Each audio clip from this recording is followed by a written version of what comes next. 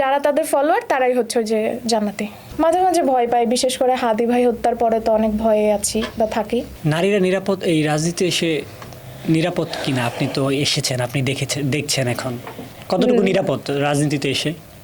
নারীরা তো রাজনীতিতে এসে নিরাপদ, কারণ তাদেরকে তো সেইভাবে মানে অন্য দিক থেকে করে না হলে আমার মনে হয় একটা মেয়ের মেন্টালি অনেক স্ট্রং হইতে হবে, যেটা সবাই নিতে পারে না। মেন্টালি স্ট্রং না হলে রাজনীতি করার দরকার নেই, কোনোভাবেই সম্ভব না। কারণ মানে আপনার বিপরীত পক্ষ, বিশেষ করে জামায়াত শিবিরের একটা কাজ হচ্ছে যে একটা মেয়ে বা একটা ফেস যখন একটু ফেমাসিটি পাচ্ছে বা রাইজিং হচ্ছে বা সে নেতৃত্ব প্রকাশ করছে, তাকে কমেন্ট করে হোক, স্ল্যাট শেমিং করে হোক, অনলাইন ব্যাশিং করে হোক, তাকে দমাইতে হবে, তাকে ফিল করাইতে হবে যে সে যা বলতেছে তার মাথায় কিছু নাই, তার কোনো কিছু নেই, সে যোগ্যতাই রাখে না, যাতে কেউ নেতৃত্বের গুণাবলী প্রকাশ করতে না পারে।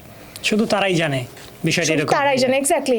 তাদের দল হচ্ছে ধর্মীয় দল, তারাই ইসলাম পালন করে, তারাই হচ্ছে হিজাব নিকাব পরে, সবকিছু তারাই। আর দুনিয়াতে কেউ নামাজ কালাম পড়ে না, কেউ কিছুই করে না। যারা তাদের ফলোয়ার তারাই হচ্ছে ওই যে জান্নাতি। বুঝতে পারছি। এই রাজনীতিতে নারীরা যে আসছেন তাদের জীবনের ঝুঁকি রয়েছে কিনা?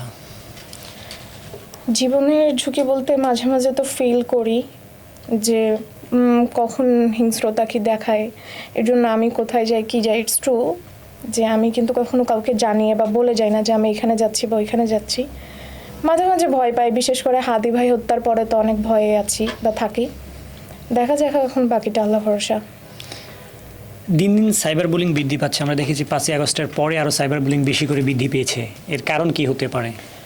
দেখেন, আমি আন্দোলনে দাঁড়িয়েছি, কথা বলেছি যাতে ডিজিটাল নিরাপত্তা আইন বাতিল করা হয়, কিন্তু এখন দেখা যাচ্ছে যে এই ডিজিটাল নিরাপত্তা আইন বাতিলের পরে নতুন কোনো আইনও হচ্ছে না, আমরা সাইবার সুরক্ষা পাচ্ছি না। সমালোচনা একটা, আর আপনি বিভ্রান্তি সরাচ্ছেন, আপনি নোংরা কথা বলছেন, সেটা একটা।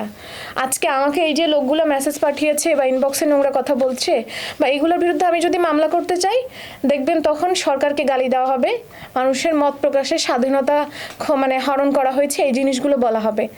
বাঙালির হচ্ছে মানে এই সেন্সটা আমাদের এখনো আসছে না যে সাইবার বুলিং কোনটা আর মত প্রকাশের স্বাধীনতা কোনটা। আমি একজনকে গালি দিচ্ছি, এটা তো আমার মত প্রকাশের স্বাধীনতা হতে পারে না। আমি নোংরা কথা বলছি, এটা আমার মত প্রকাশের স্বাধীনতা হতে পারে না। সমালোচনা করুন। এক্স্যাক্টলি।